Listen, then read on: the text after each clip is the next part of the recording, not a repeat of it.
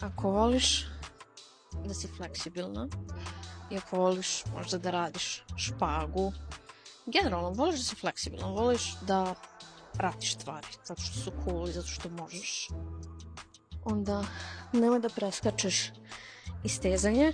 To je nešto što sam ja radila do skorije, iskreno. Mislim, radila sam ono kao neki bare minimum, znači čisto da nešto odradim i to je rezultiralo nekim problemima, jel te? Zato što nisam bila toliko fleksibilna i onda je to dalje uzrokovalo, znači mišić mi je bio dosta onako, kako bih rekla, stif, krut. Naravno, mišić se isteže dok ti treniraš, ako treniraš kroz pun opseg pokreta. Međutim, ako se ne istežeš, stvarno može napraviti bez veze problem. Znači ništa previše, ali u smislu da istežeš ono što si radila.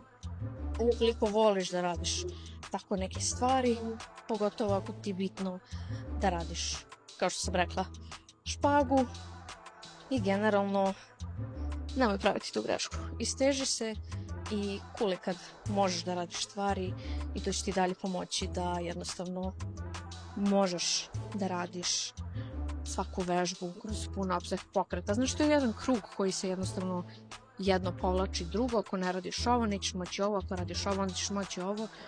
Tako da nemoj da zakidaš sebe kao što sam to ja radila.